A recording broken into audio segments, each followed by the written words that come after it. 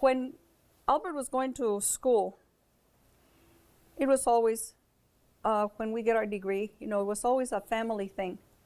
Like, when we finish college, and the kids would say when we finish college and so forth, when he was going to school. And they were very little. They were first, second, third grade. And so it was always a we. Once he got his degree and we came here, I looked at that diploma, and you know what? It only had his name. It didn't have mine. So a year after we got here, that the kids were now in school, Patty was starting first grade. When we got here, she was starting kindergarten. She was starting first grade, which meant all day. I said, now is my turn. So I started going to Mesa Community College and taking a couple of hours in the morning when all the kids were gone. And then that continued, and I got an Associate of Arts degree in mental health in 4 years. It usually takes people 2 years, but it took me 4 years. And then I was offered, I did my practicum I said, where can I do my practicum? Well, I'll pick this particular place because it was the closest to home, and I wanted to be as close to home as possible. So I started volunteering there and doing my school work. And then when the Older Americans Act funding came for the senior center, they hired me. So I worked for 4 years, and then I went back to school to ASU to get my degree in social work and gerontology. And 4 years later, so another 2 years. And so I finished my degree in 12 years. Patty was in first grade when I started. Patty was in her first year at ASU when I finished. What year did you finish? In 1983. There were how many full-time students? And then at that time, we had 6 full-time students at ASU, including me. There were five of the kids and me. So and Marisa. Marisa was going to Patty's little girl was going there. Our granddaughter was going there she was 2 or 3. She was at what they call the Rat Lab. No, not Rat Lab, the Brat Lab, the child development daycare while Patty was in school. Community service has been a major part of your lives ever since I can remember. When did that start? How did that tradition start? And before we got married, we started volunteering before we got married in church-related stuff, And then as we were married and started, I think for the first few years that we were having these babies, we didn't do a whole lot other than take care of babies. And then once they got a little bit older, then we started teaching like Sunday school, at the whatever parish we belonged to, and doing different type of work. Then we did some volunteer work for when we were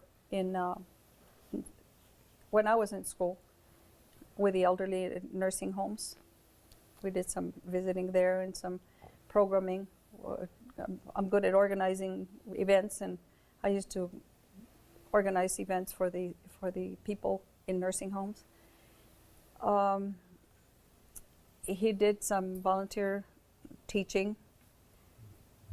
Then he also did later on some teaching at Herrera School, and you can tell about that, and other volunteers. But then, we've always been volunteering, and the last volunteering that we did was there at St. Vincent de Paul, helping people with their light bills and with food and stuff like that. So we were pretty much up to a few months ago that he couldn't carry the big boxes anymore, so we've pretty much given up any kind of volunteer at this point in our life. at least right now. And we do stuff on the telephone and helping like that, but not going out there. Go ahead. One big thing in our lives is education, not only for us, but trying to encourage other people to go. And as part of a group of professional engineers, we would volunteer to go to some elementary schools, primarily Mexican American kids. So I would go once a week and do projects with the kids, teach them about electricity and different things as far as engineering. And the thing about it is to give them an opportunity to talk to a professional, learn what it takes. And we would do visits to like substations and showing them different things. So it was I think very good for the kids that they would see somebody like themselves as a professional. So that was a lot of fun. The thing is that that's the way I was raised, that you are always in service to others. And that's what we have tried to teach our kids, that to be service to others. That's what we're here for, to help people, to help everybody. And I think that is why now the support that we get now is just overwhelming, because everybody helps us. But we're just very blessed that that God has given us that opportunity to serve others for so many years. Well, we just repeat that we feel we're very blessed by the family that we have, by all the kids, and from Dolores on down. They have been a blessing for us, and they themselves, all of them, have contributed and are contributing to the community, whether it's volunteering, whether it's teaching, whether it's giving of their time. It's we just think that they're the greatest kids, and they're not kids, but we call them kids. And we're just talking about the 7, but starting with you, Carlton, that you and all the 14 grandchildren and all the 7 great-grandchildren have added so much to this world, have added just, it is a better place. And that's what the Lord wants us to do, for it to be a better place for this world. And you have made it very much better. And the thing about it is that we talked about respect and so forth, but I think the love that we have for each other, the love and the caring that we have for each other, all of us, is there, very much so. And that's what carries us, And because of that, this is the love, that started 59 years ago, I can say. And it just spirals, and it becomes bigger and bigger. And, the family, I think I counted like 34 people or something, with the in-laws and everybody that's involved, and all the children. And that's quite a few people adding to the world, adding good things to the world. And as far as we are concerned, we will love each other forever. I think right? so. But, talking about our first grandchild, we were all so excited and so proud and so happy to have you in this world. and her father also, because he would play his guitar for you. You would sit there and listen to And him. then it dance and go. And it's too bad that you were the only one that he met, the only great grandchild that he met, because he was in El Paso, and though 3 more were born, he died soon after. So he never met them, but he had pictures of them at least. But it's been a good ride, right, sweetheart? It's been a good ride. I see that you have notes there. Did you have other things that we didn't get to? I didn't mean to wrap it up before you. Dun, dun, dun, dun. No, that's what I had. The only thing, the only other thing, talking about language and Spanish and all that kind of stuff. Having a second language in Spanish was absolutely essential for me, because when I took early retirement, it was specifically to do some consulting work in Mexico.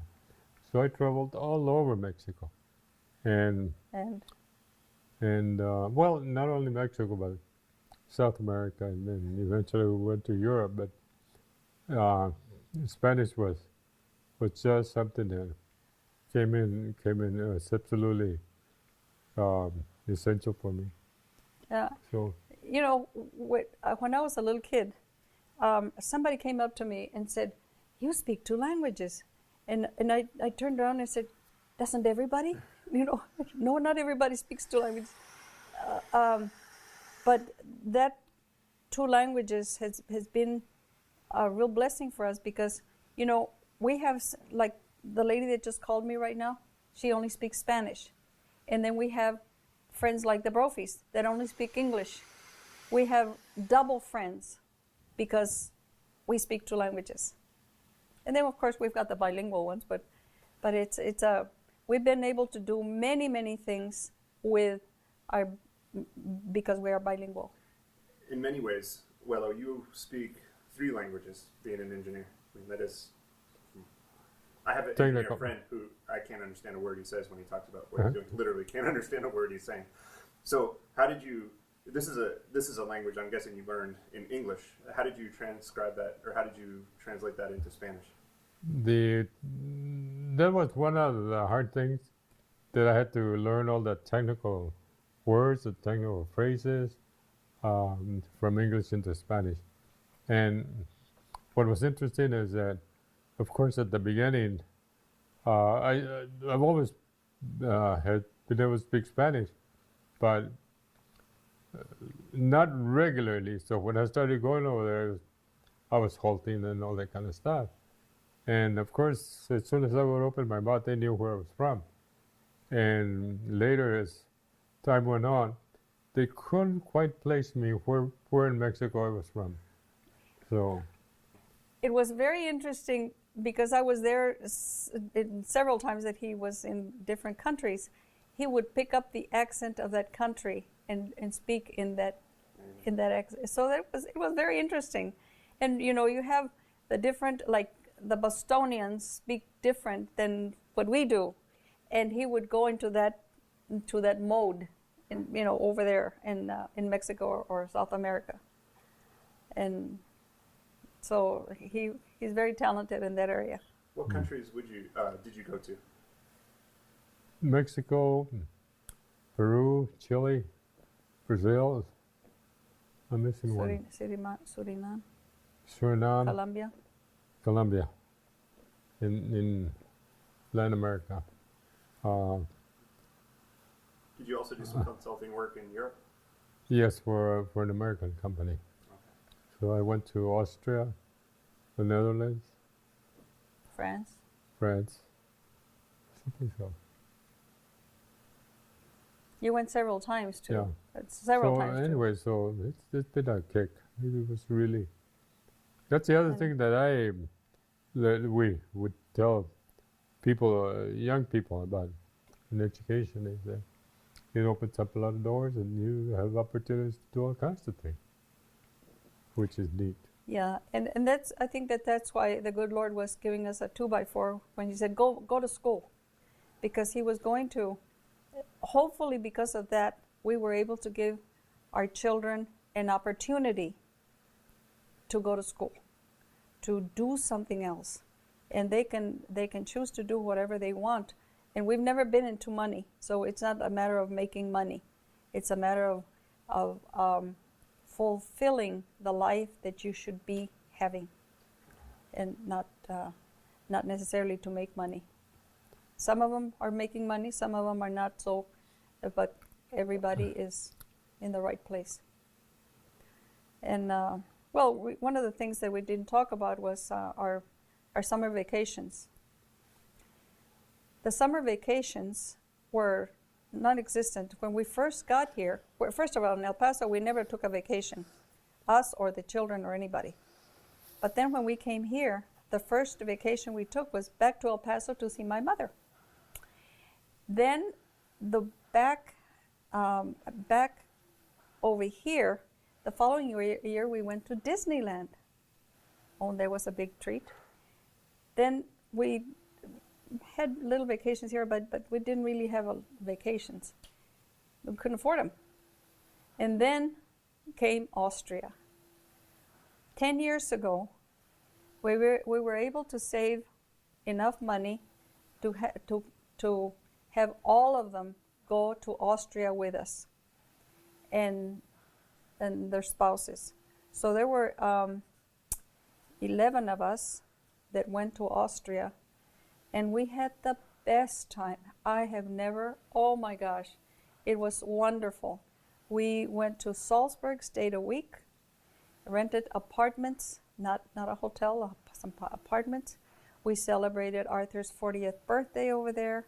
Then we went to to Vienna and stayed a week there.